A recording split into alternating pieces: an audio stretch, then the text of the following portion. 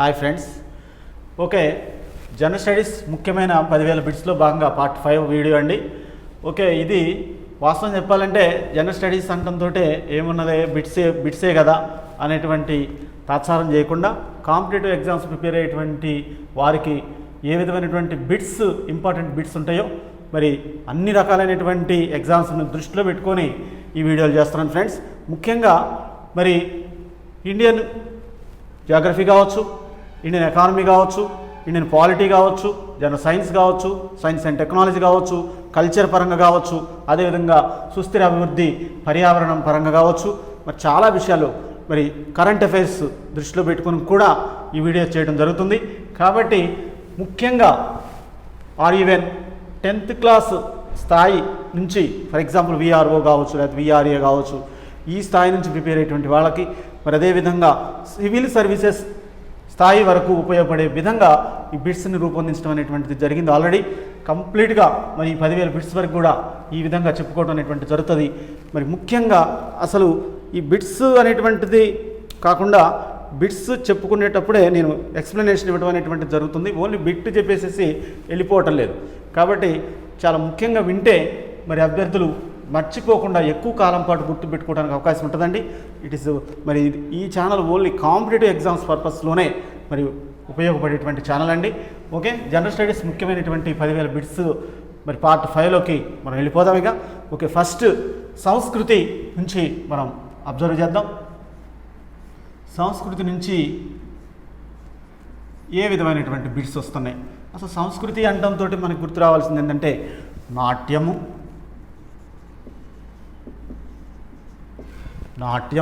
కళలు, సాహిత్యము, మరి అదేవిధంగా శిల్పకళ, చిత్రకళ, శిల్పకళ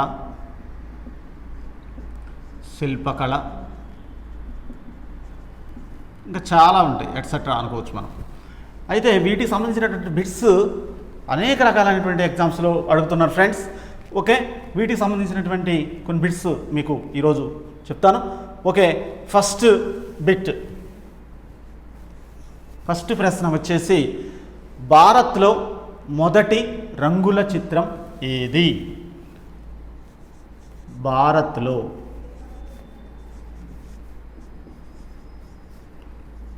మొదటి రంగుల చిత్రం ఏది?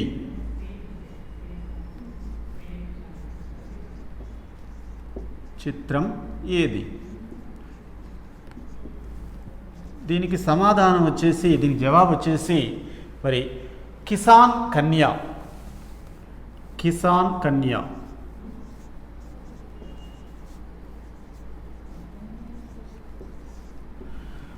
భారత్లో మొదటి రంగుల చిత్రం ఏదైనా ఉందంటే అది కిసాన్ కన్య అనేటువంటి ఫిలిం మాత్రమేనండి. ఓకే, భారత్లో మొదటి రంగుల చిత్రం ఏది అనేటువంటి బిట్ వచ్చిందనుకోండి, కంపల్సరీగా అభ్యర్థులు కిసాన్ కన్య అనేటువంటిది గుర్తుపెట్టుకోవాల్సినటువంటి అవసరం ఉంటుంది. భారత్లో మొదటి రంగుల చిత్రం ఏది? కిసాన్ కన్య. ఓకే, నెక్స్ట్ రెండవ ప్రశ్న మనం అబ్జర్వ్ చేద్దాం. రెండవ ప్రశ్న మోస్ట్ ఇంపార్టెంట్ బిట్ అండి. రెండవ ప్రశ్న వచ్చేసి తాండియారస్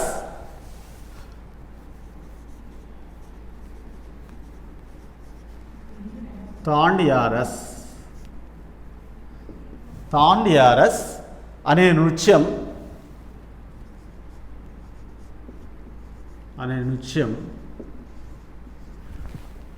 ఏ రాష్ట్రానికి చెందినది?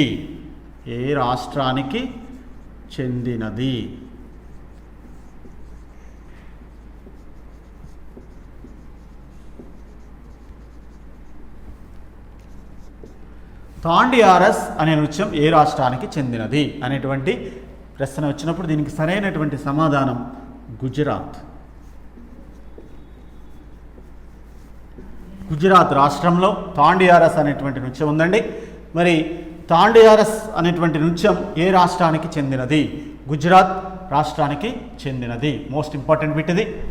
ఓకే, నెక్స్ట్ థర్డ్ వన్, మూడవ ప్రశ్న చూద్దాం.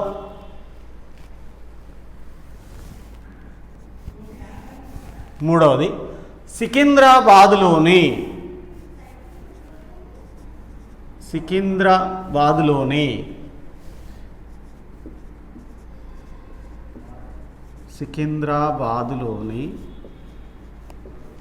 సికింద్రాబాదులోని మహంకాళి ఆలయం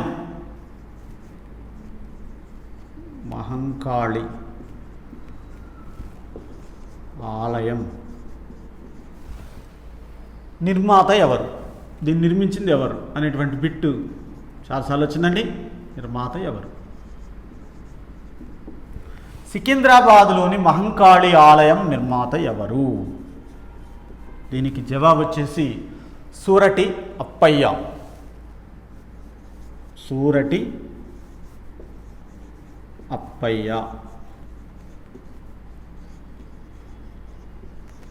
మోస్ట్ ఇంపార్టెంట్ బిట్ అండి ఇది. సికింద్రాబాద్లోని మహంకాళి ఆలయం నిర్మాత ఎవరు? సూరటి అప్పయ్య అనేటువంటి వారు ఈ యొక్క మహంకాళి ఆలయాన్ని నిర్మించారు. ఓకే, నెక్స్ట్ 4th వన్, 4వ ప్రశ్న చూద్దాం. 4వ ప్రశ్న కూడా మోస్ట్ ఇంపార్టెంట్. మరి ముఖ్యంగా తెలంగాణలో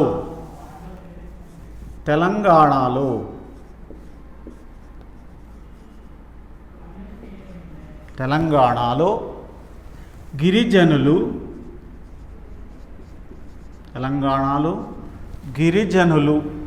ప్రకృతిని ఆరాధించే జాతర ఏది?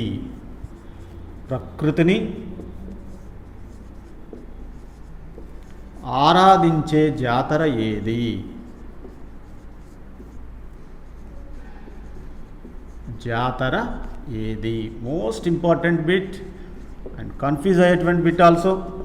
ఓకే, కన్ఫ్యూజ్ కావడానికి కూడా అవకాశం ఉంటుంది. తెలంగాణలో గిరిజనులు ప్రకృతిని ఆరాధించే జాతర మోస్ట్ ఇంపార్టెంట్. ఇది నాగోబా జాతర.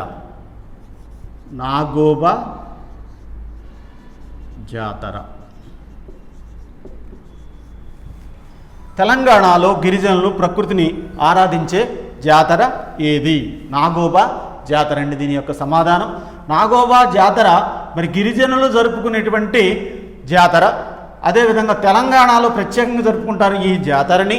మరి తెలంగాణలో అధికారికంగా అక్కడ నిర్వహించుకోవడం అనేటువంటిది జరుగుతుంది కలెక్టర్ గారి ఆధ్వర్యంలో. మరి చాలా వరకు అద్భుతమైనటువంటి జాతరగా మనకు ఇది పేరుంది తెలంగాణ రాష్ట్రంలో. తెలంగాణలో గిరిజనులు ప్రకృతిని ఆరాధించే జాతర ఏది అంటే నాగోబా జాతర. ఓకే, నెక్స్ట్ 5వ ప్రశ్న, మోస్ట్ ఇంపార్టెంట్ బిట్ ఇది. 5వ ప్రశ్న. ఓకే, భారతదేశ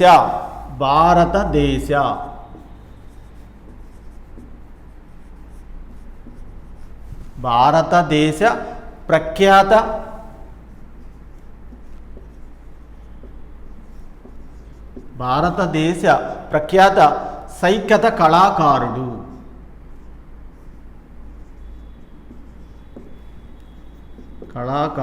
ఎవరు? మోస్ట్ ఇంపార్టెంట్ బిట్ ఇది. భారతదేశ ప్రఖ్యాత సైకత కళాకారుడు ఎవరు అనేటువంటి ప్రశ్న వచ్చినప్పుడు దీనికి సమాధానం సుదర్శన్ పట్నాయక్.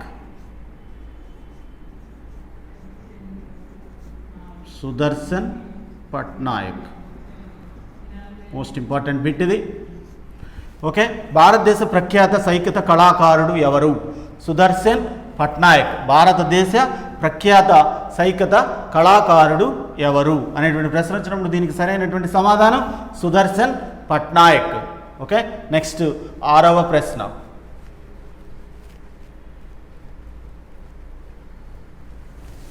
6వ ప్రశ్న కూడా మోస్ట్ ఇంపార్టెంట్. ఓకే, మన దేశంలో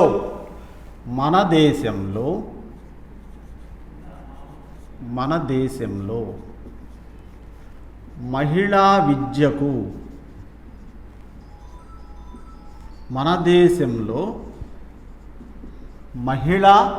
విద్యకు ఆద్యురాలు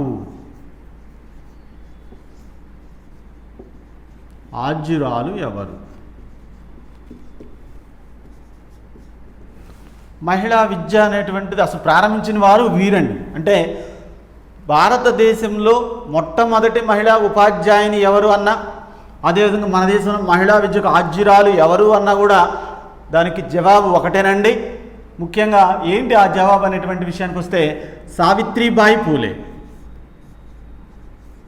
సావిత్రిబాయి పూలే.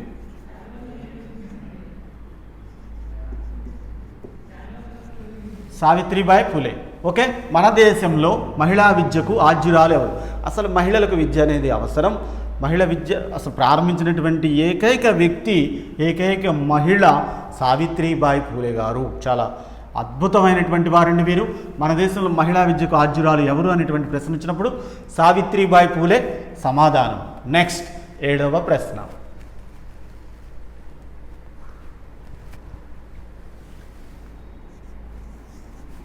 7వ ప్రశ్న మోస్ట్ ఇంపార్టెంట్ బిట్ ఇది. ఓకే, భరతనాట్యం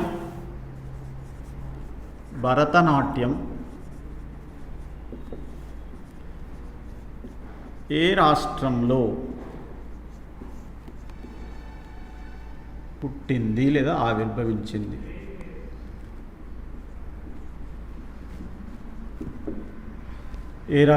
ఏ రాష్ట్రంలో పుట్టింది? భరతనాట్యం ఏ రాష్ట్రంలో పుట్టింది అనేటువంటి బిట్ చాలాసార్లు అడిగారు.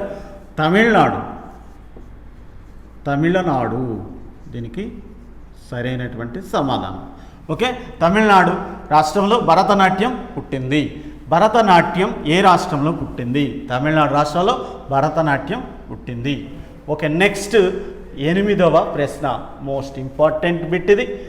ఓకే, 8వ ప్రశ్న చాలా వరకు ఇంపార్టెంట్ అండి. 8th bit. ఓకే,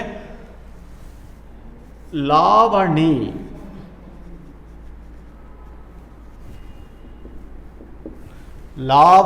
నృత్యం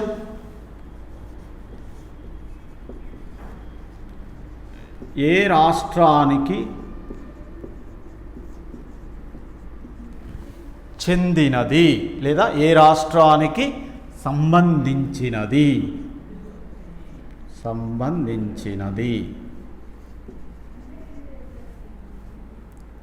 దీనికి జవాబు వచ్చేసి మహారాష్ట్ర. ఓకే, లావణి నృత్యం ఏ రాష్ట్రానికి సంబంధించింది అనేటువంటి ప్రశ్న వచ్చినప్పుడు మహారాష్ట్ర దీనికి సమాధానం అండి. మహారాష్ట్ర. లావణి నృత్యం ఏ రాష్ట్రానికి సంబంధించింది? మహారాష్ట్ర రాష్ట్రానికి సంబంధించినటువంటి నృత్యం లావణి అనేటువంటి నృత్యం ఉంది. లావణి నృత్యం ఏ రాష్ట్రానికి సంబంధించింది? ఓకే, మహారాష్ట్ర రాష్ట్రానికి సంబంధించినటువంటి నృత్యం లావణి. నెక్స్ట్ 9వ ప్రశ్న.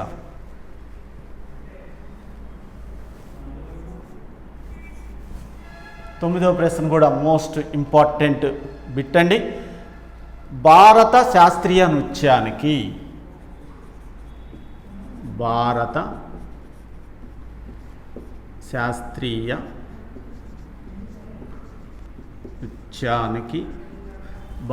శాస్త్రీయ నృత్యానికి మరి విదేశాల్లో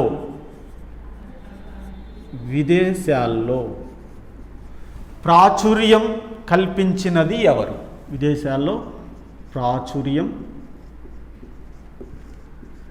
కల్పించినది ఎవరు? మోస్ట్ ఇంపార్టెంట్ బిట్ ఇది.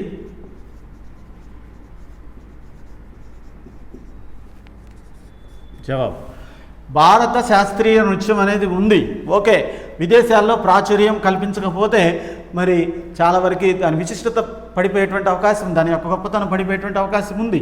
భారత శాస్త్రీయ నృత్యానికి విదేశాల్లో ప్రాచుర్యం కల్పించింది ఎవరు అనేటువంటి బిట్ వచ్చినప్పుడు సరైనటువంటి సమాధానం మరి చాలా మోస్ట్ ఇంపార్టెంట్ బిట్ అండి ఇది. యామిని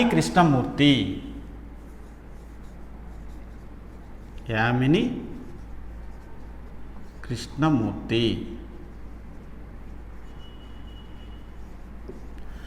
ఓకే, భారత శాస్త్రీయ నృత్యానికి విదేశాల్లో ప్రాచుర్యం కల్పించినది ఎవరు? యామిని కృష్ణమూర్తి. ఓకే, భారత శాస్త్రీయ నృత్యానికి విదేశాల్లో ప్రాచుర్యం కల్పించింది ఎవరు? యామిని కృష్ణమూర్తి. ఓకే, 10వ ప్రశ్న.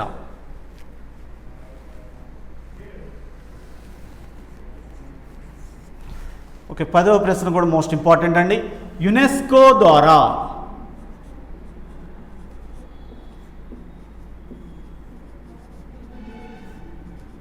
యునెస్కో ద్వారా ప్రపంచ వారసత్వ నగరంగా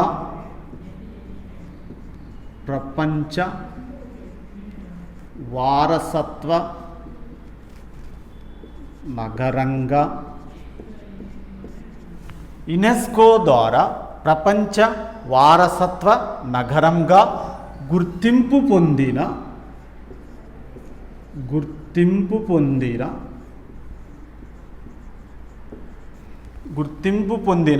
తొలి భారతీయ నగరం ఏది? తొలి భారతీయ నగరం ఏది? మోస్ట్ ఇంపార్టెంట్ బిట్ అండి ఇది. ఓకే, దీని జవాబు వచ్చేసి మరి ఏంటంటే యునెస్కో. మరి ఐక్యరాజ్య సమితి మరి అనుబంధమైనటువంటి వాటిలో యునెస్కో కూడా ఒకటి. కాబట్టి యునెస్కో ద్వారా ప్రపంచ వారసత్వ నగరంగా గుర్తింపు పొందిన తొలి భారతీయ నగరం ఏది? ఏదైనా సరే ప్రపంచ వారసత్వానికి సంబంధించినటువంటి రైట్స్ అనేటువంటివి యునెస్కోకు ఉన్నాయి. ప్రపంచ వారసత్వం సంపద ఏదైనా ఉంది అంటే మరి యునెస్కో గుర్తిస్తుంది కంపల్సరిగా. ప్రపంచ వారసత్వ నగరంగా గుర్తింపు పొందినటువంటి తొలి భారతీయ నగరం ఏది అంటే యునెస్కో మరి ఏ నగరాన్ని గుర్తించింది అనేటువంటిది మోస్ట్ ఇంపార్టెంట్. అహ్మదాబాద్ అండి. దీని జవాబు అహ్మదాబాద్.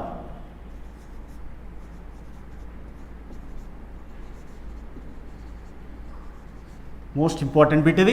ఓకే, యునెస్కో ద్వారా ప్రపంచ వారసత్వ నగరంగా గుర్తింపు పొందిన తొలి భారతీయ నగరం ఏది? అహ్మదాబాద్. యునెస్కో ద్వారా ప్రపంచ వారసత్వ నగరంగా గుర్తింపు పొందిన తొలి భారతీయ నగరం ఏది? అహ్మదాబాద్. నెక్స్ట్ 11వ ప్రశ్న.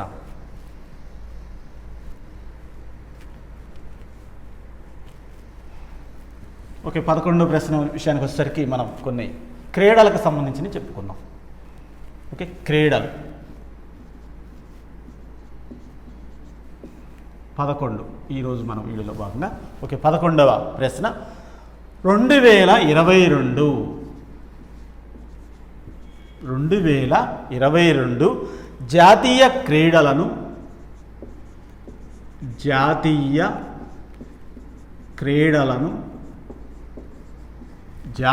క్రీడలను ఏ రాష్ట్రం నిర్వహిస్తుంది? ఏ రాష్ట్రం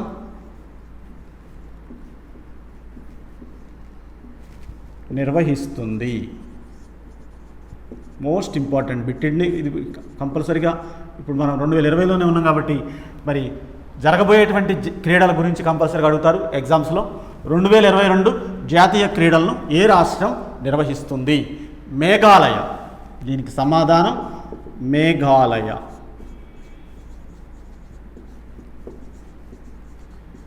ఓకే, 2022 జాతీయ క్రీడలను ఏ రాష్ట్రం నిర్వహిస్తుంది?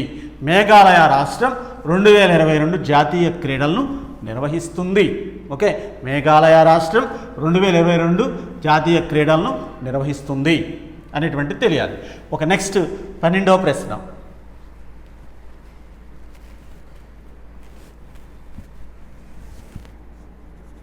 12ది కూడా చాలా వరకు మోస్ట్ ఇంపార్టెంట్ బిట్ అండి. Playing it my way. Playing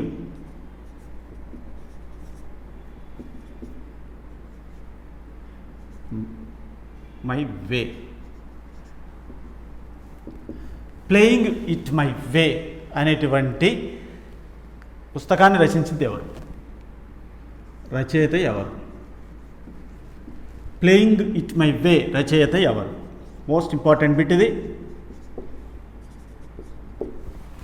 playing it my way అనేటువంటి పుస్తకాన్ని రచించింది ఎవరు అనేటువంటి బిట్ వచ్చినప్పుడు సచిన్ టెండూల్కర్. వీరికి భారతరత్న ఇవ్వటం అనేటువంటిది కూడా జరిగింది. క్రీడలలో మరి భారతరత్న అవార్డు పొందినటువంటి తొలి క్రీడాకారుడు సచిన్ టెండూల్కర్. అది కూడా మరి క్రికెట్కి సంబంధించినటువంటి వ్యక్తికే వచ్చింది. మరి ఇతను రచించినటువంటి గ్రంథం లేదా పుస్తకం ఏంటి అంటే ప్లేయింగ్ ఇట్ మై వే అనేటువంటి పుస్తకాన్ని రచించడం అనేటువంటి జరిగింది. ప్లేయింగ్ ఇట్ మై వే రచయిత ఎవరు అనేటువంటి బిట్ వచ్చినప్పుడు సచిన్ టెండూల్కర్ దీని యొక్క సమాధానం. నెక్స్ట్ 13వ ప్రశ్న.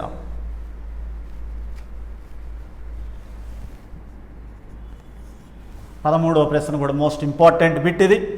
హర్యానా హరికేన్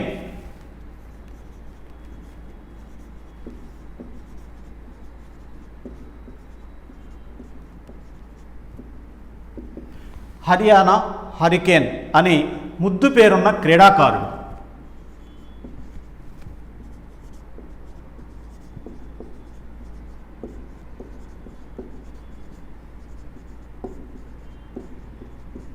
ముద్దు పేరున్న క్రీడాకారుడు ఎవరు? మోస్ట్ ఇంపార్టెంట్ బిట్ ఇది. హర్యానా హరికేన్ అని ముద్దు పేరున్న క్రీడాకారుడు ఎవరంటే కపిల్ దేవ్ అండి. కపిల్ దేవ్.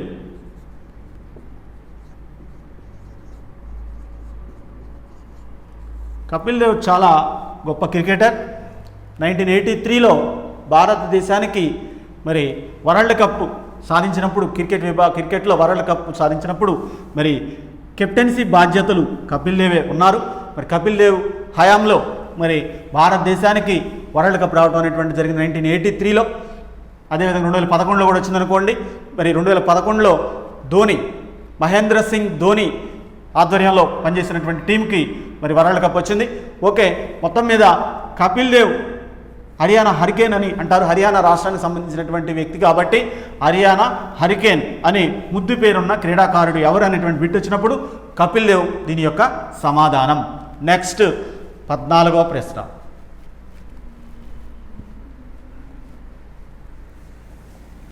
14వ ప్రశ్న మోస్ట్ ఇంపార్టెంట్ అండి. చాలా వరకు ఎగ్జామ్స్లో వచ్చింది. మ్యారథాన్ పోటీలో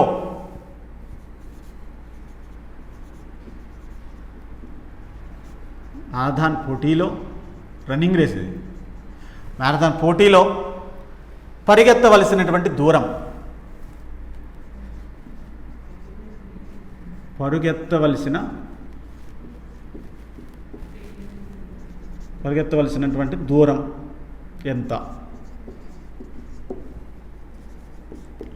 మ్యారథాన్ పోటీలో పరిగెత్తవలసినటువంటి దూరం ఎంత అనేటువంటి ప్రశ్న రావడానికి అవకాశం ఉంది. 42 కిలోమీటర్ల 195 మీటర్లండి. దీని సమాధానం ఇది. 42 కిలోమీటర్ల 195 మీటర్లు దూరం ఉంటుంది. మ్యారథాన్ పోటీలో పరిగెత్తవలసినటువంటి దూరం ఎంత అనేటువంటి బిట్ వచ్చినప్పుడు 42 కిలోమీటర్ల 195 మీటర్లు, లేదా ఇలా కూడా ఆన్సర్ ఉంటుంది, లేదా 26 మైళ్ళ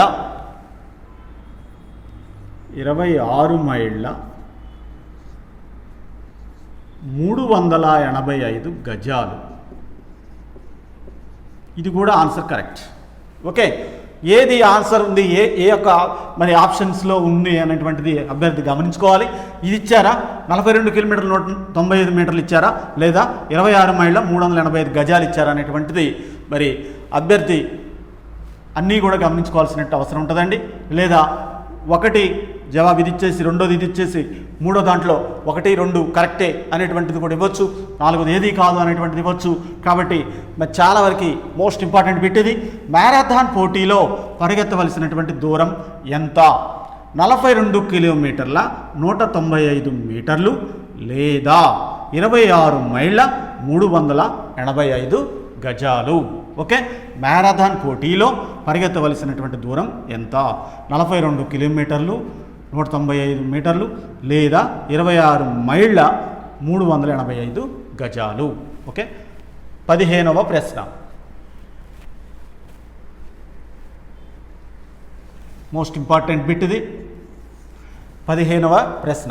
ఆగస్టు 29న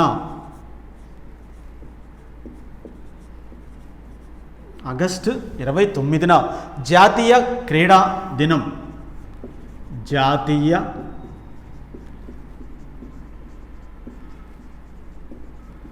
క్రీడా దినంగా జరుపుటకు కారణం ఏమిటి అనేటువంటి క్వశ్చన్ వచ్చింది. కారణం ఏమిటి?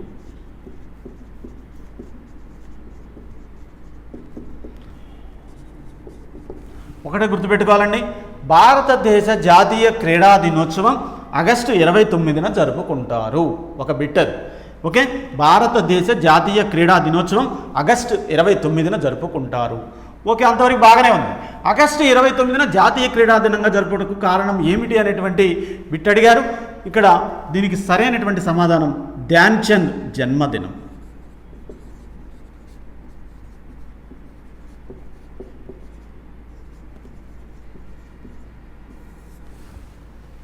భారతదేశ జాతీయ క్రీడ హాకీ. ఓకేనా, భారతదేశ జాతీయ క్రీడ హాకీ. హాకీలో అద్భుతమైనటువంటి ఆటగాడు, హాకీ మాంత్రికుడు అంటారు ధ్యాన్ చంద్ని. మరి అటువంటి ధ్యాన్ చంద్ జన్మదినోత్సవం రోజున జాతీయ క్రీడా దినోత్సవంగా ఆగస్టు 29ని జరుపుకుంటారు. అదే రోజు రాజీవ్ ఖేల్రత్న అవార్డు కావచ్చు, ద్రోణాచార్య అవార్డు కావచ్చు, చాలా రకరకాలైనటువంటి క్రీడలకు సంబంధించినటువంటి అర్జున్ అవార్డు కావచ్చు, అనేక రకాలైనటువంటి అవార్డులను ఆ రోజు ఇవ్వటం అనేటువంటి జరుగుతుంది. క్రికెటర్స్ కావచ్చు, మరి ఫుట్బాల్ ఆడేటువంటి వాళ్ళకు కావచ్చు, క్రీడాకారులకు ఆ రోజు ఆ యొక్క అవార్డుని ప్రకటించడం, ఇవ్వటం అనేటువంటిది కూడా జరుగుతుంది ఫ్రెండ్స్.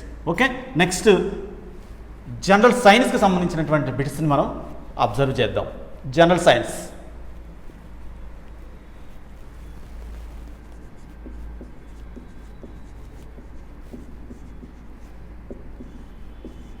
మోస్ట్ ఇంపార్టెంట్ బిట్ ఇది. 16వ ప్రశ్న. ఓకే, 16వ ప్రశ్న. మునిగిపోయిన వస్తువులను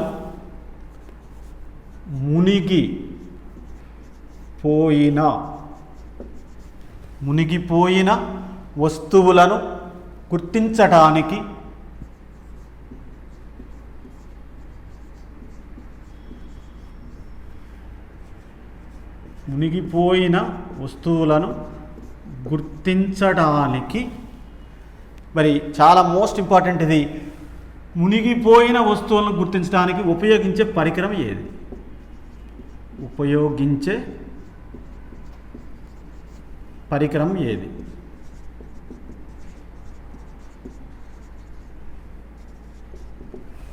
ఓకే, మునిగిపోయిన వస్తువులను గుర్తించడానికి ఉపయోగించేటువంటి పరికరం ఏది అనేటువంటి క్వశ్చన్ అడిగినప్పుడు సోనార్ అనేటువంటి పరికరాన్ని ఉపయోగించి మరి మునిగిపోయినటువంటి వస్తువులను గుర్తించవచ్చండి. మునిగిపోయిన వస్తువులను గుర్తించడానికి ఉపయోగించే పరికరం ఏది? సోనార్.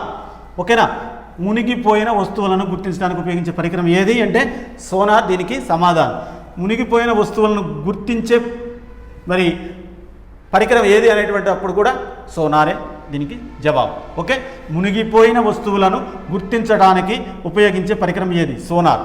నెక్స్ట్ 17వ ప్రశ్న.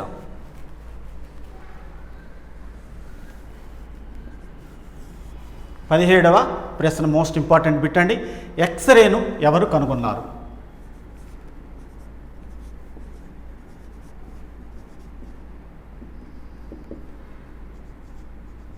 ఎక్స్రేను ఎవరు కనుగొన్నారు?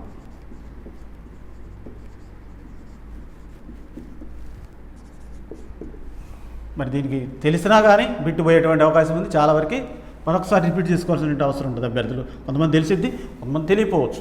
రాంట్జెన్.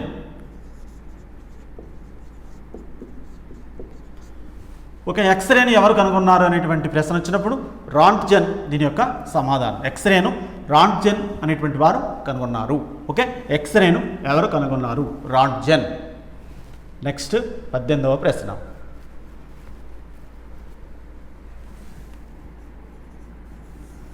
18వ ప్రశ్న కూడా జనరల్ సైన్స్లో మోస్ట్ ఇంపార్టెంట్ బిట్ ఇది.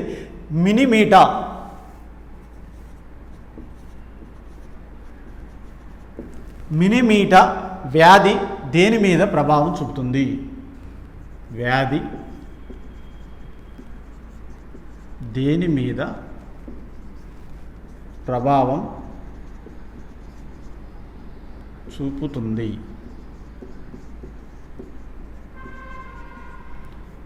మినిమీటా వ్యాధి దేని మీద ప్రభావం చూపుతుంది అనేటువంటి ప్రశ్న వచ్చినప్పుడు దీనికి సమాధానం నరాలు, కండరాలు. నరాలు, కండరాలు. మినిమీటా వ్యాధి దేని మీద ప్రభావం చూపుతుంది అనేటువంటి బిట్ వచ్చినప్పుడు దీని సమాధానం నరాలు, కండరాలు. మినిమీటా వ్యాధి నరాలు కండరాల మీద ప్రభావం చూపుతుంది అనేటువంటి విషయం అభ్యర్థులు గుర్తుపెట్టుకోవాలి. మినిమిటా వ్యాధి నరాలు కండరాల మీద ప్రభావం చూపుతుంది. ఓకే, నెక్స్ట్ 19వ ప్రశ్న.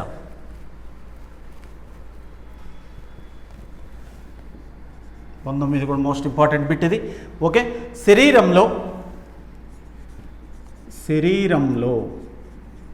శరీరంలో అయోడిన్ కలిగి ఉండే గ్రంథి ఏది?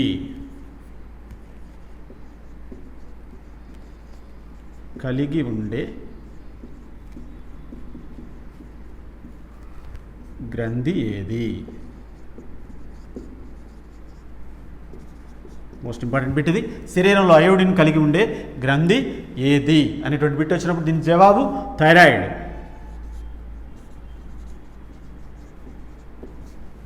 శరీరంలో అయోడిన్ కలిగి ఉండే గ్రంథి ఏదైనా ఉందంటే అది థైరాయిడ్ అండి. శరీరంలో అయోడిన్ కలిగి ఉండే గ్రంథి ఏది అంటే థైరాయిడ్.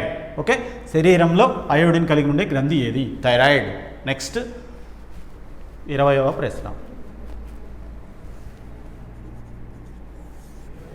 ఓకే, 25 కూడా మోస్ట్ ఇంపార్టెంట్. వైద్య శాస్త్ర పితామహుడు ఎవరు?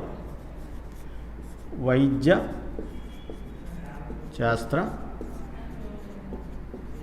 పితామహుడు ఎవరు?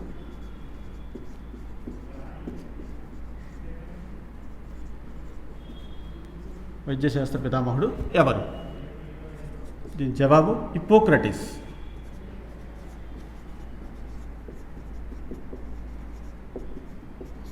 వైద్యశాస్త్ర పితామహుడు ఎవరు అనేటువంటి ప్రశ్న వచ్చినప్పుడు దీని సమాధానం హిప్పోక్రటిస్ అండి. ఓకే, వైద్యశాస్త్ర పితామహుడు ఎవరు? హిప్పోక్రటిస్. నెక్స్ట్ సైన్స్ కంప్లీట్ అయింది. నెక్స్ట్ పౌరశాస్త్రానికి సంబంధించినటువంటి బిట్స్ని మనం అబ్జర్వ్ చేద్దాం. పౌరశాస్త్రం.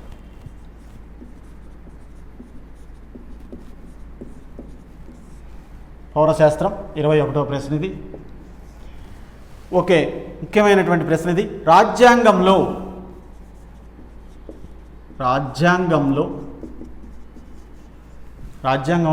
7వ షెడ్యూల్ రాజ్యాంగంలో 7వ షెడ్యూల్ దేనికి సంబంధించింది? దేనికి సంబంధించినది? 7వ షెడ్యూల్ అంటే అధికారాల పంపిణీకి సంబంధించినటువంటి షెడ్యూల్ అండి. అధికారాలు కేంద్రం, రాష్ట్రం, మరి అదేవిధంగా ఏ విధంగా పంచుకోవాలి, పంపిణీకి సంబంధించినటువంటి షెడ్యూల్ అది. అధికారాల పంపిణీకి సంబంధించిన షెడ్యూల్ ఏదైనా ఉందంటే 7వ షెడ్యూల్. ఓకే, దీని యొక్క సమాధానం వచ్చేసి కేంద్ర, రాష్ట్ర ఉమ్మడి జాబితాలు.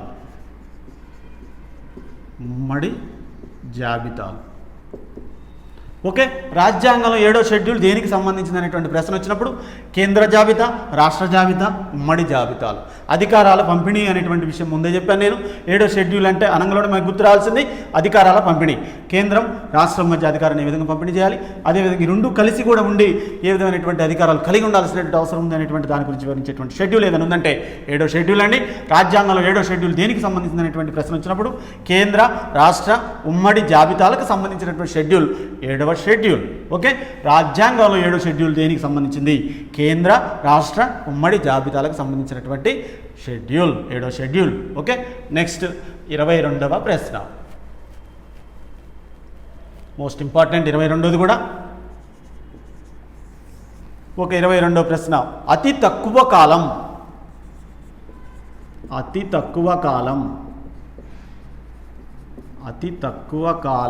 రాష్ట్రపతిగా పనిచేసినది ఎవరు? అతి తక్కువ కాలం రాష్ట్రపతిగా పనిచేసింది ఎవరు?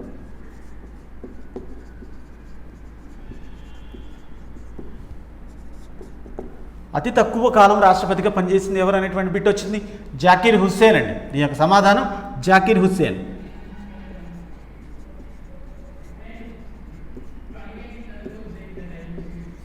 ఓకే, అతి తక్కువ కాలం రాష్ట్రపతిగా పనిచేసింది ఎవరు అనేటువంటి ప్రశ్న వచ్చినప్పుడు జాకీర్ హుస్సేన్ దాని యొక్క సమాధానం అండి. అతి తక్కువ కాలం రాష్ట్రపతిగా పనిచేసింది ఒక్కరే ఉన్నారు, అది కూడా జాకీర్ హుస్సేన్ గారు. ఓకే, అతి తక్కువ కాలం రాష్ట్రపతిగా పనిచేసిన వారు ఎవరు అంటే జాకీర్ హుస్సేన్. దీని యొక్క సమాధానం. నెక్స్ట్ 23వ ప్రశ్న. మోస్ట్ ఇంపార్టెంట్ బిట్ ఇది 23వది. మొత్తం కూడా చాలా వరకు మోస్ట్ ఇంపార్టెంట్ బిట్స్ అని చెప్తున్నానండి. ఓకే, 23వ ప్రశ్న. 1966లో పంజాబ్ హర్యానాలను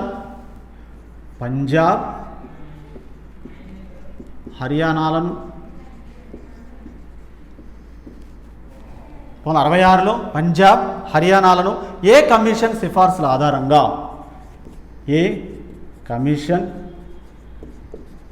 సిఫార్సులు ఆధారంగా 1966లో పంజాబ్ హర్యానాలను ఏ కమిషన్ సిఫార్సుల ఆధారంగా మరి విభజించారు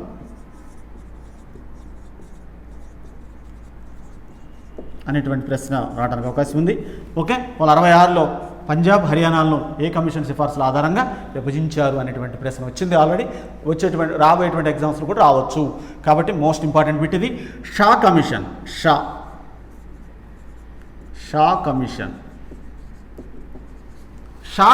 సిఫార్సుల ఆధారంగా 1966లో పంజాబ్ హర్యానాలను విభజించడం అనేటువంటిది జరిగింది ఫ్రెండ్స్. మోస్ట్ ఇంపార్టెంట్ బిట్ ఇది.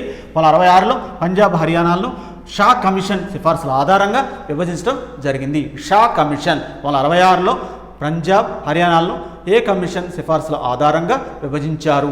షా కమిషన్ సిఫార్సుల ఆధారంగా 1966లో పంజాబ్ హర్యానాలను విభజించారు అనేటువంటి బిట్ గుర్తుపెట్టుకోవాల్సిన అవసరం ఉంది ఫ్రెండ్స్. ఓకే, నెక్స్ట్ 24వ ప్రశ్న. మోస్ట్ ఇంపార్టెంట్ బిట్ ఇది. 24th బిట్ చాలా ఎగ్జామ్స్లో వచ్చింది. Okay, 24th. ఏ రాజ్యాంగ సవరణ చట్టం ప్రకారం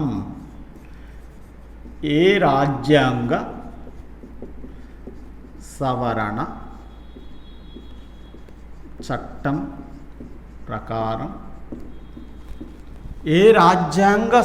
చట్టం ప్రకారం రాష్ట్ర మంత్రిమండలి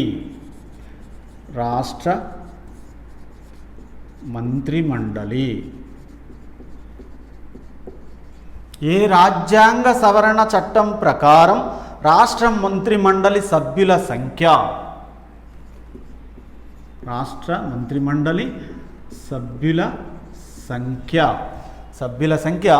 మొత్తం విధానసభ సభ్యులలో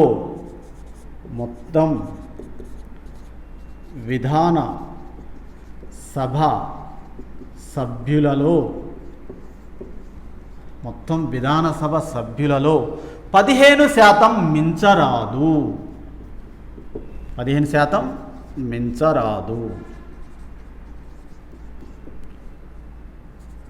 ఓకే, ఇది సివిల్ సర్వీస్ స్థాయికి సంబంధించినటువంటి క్వశ్చన్ అండి. ఒక సివిల్ సర్వీస్ ఎగ్జామినేషన్ జరిగితే అడిగేటువంటి ప్రశ్న ఇది.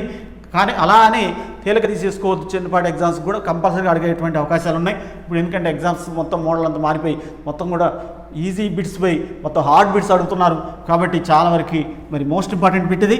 ఏ రాజ్యాంగ సవరణ చట్టం ప్రకారం రాష్ట్ర మంత్రి మండలి సభ్యుల సంఖ్య మొత్తం విధానసభ సభ్యుల్లో 15% మించరాదు.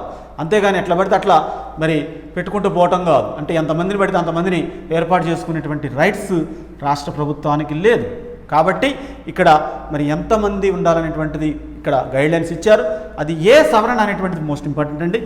91వ సవరణ మోస్ట్ ఇంపార్టెంట్ బిట్ ఇది. 91వ సవరణ 91వ రాజ్యాంగ సవరణ చట్టం ప్రకారం రాష్ట్ర మంత్రిమండలి సభ్యుల సంఖ్య మొత్తం విధానసభ సభ్యులలో 15% మించరాదు. ఓకేనా? 91వ రాజ్యాంగ సవరణ చట్టం ప్రకారం రాష్ట్ర మంత్రిమండలి సభ్యుల సంఖ్య మొత్తం విధానసభ సభ్యులలో 15% మించరాదు. Okay, next 25th question.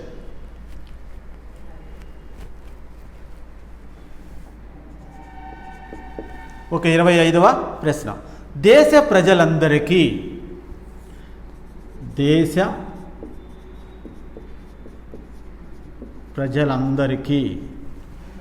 ఒకే సివిల్ కోడ్ ఉండాలని ఒకే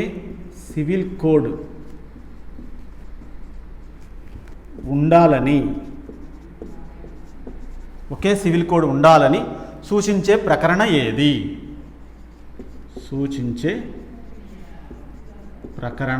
ఏది? ఓకే, దేశ ప్రజలందరికీ ఒకే సివిల్ కోడ్ ఉండాలి అని సూచించే ప్రకరణ ఏది అనేటువంటి ప్రశ్న వచ్చిందనుకోండి, దానికి సమాధానం అంటే దేశం ప్రజలందరికీ ఒకే సివిల్ కోడ్ ఉండాలి, కామన్ సివిల్ కోడ్ అనేటువంటిది ఉండాల్సినటువంటి అవసరం ఉంది అని చెప్పినటువంటి ఏకైక ప్రకరణ ఏదంటే 44వ ప్రకరణ అండి, 44. ఓకే, దేశ ప్రజలందరికీ ఒకే సివిల్ కోడ్ ఉండాలని సూచించేటువంటి ప్రకరణ ఏది అనేటువంటి ప్రశ్న వచ్చినప్పుడు దీనికి సమాధానం 44వ ప్రకరణ. ఓకే, ఈ విధంగా మరి బిట్స్ మోస్ట్ ఇంపార్టెంట్ బిట్స్ వరకే మరి చెప్పడం అనేటువంటిది జరుగుతుంది. చాలా వరకు మరి ముఖ్యమైనటువంటి క్వశ్చన్స్ మీదనే కాన్సన్ట్రేషన్ చేయడం అనేటువంటిది జరుగుతుంది ఫ్రెండ్స్. ఓకే, నా వీడియో నచ్చినట్లయితే సబ్స్క్రైబ్ చేయండి నా ఛానల్ని, అదేవిధంగా లైక్ చేయండి, షేర్ చేయండి friends. Okay, thank you for watching friends.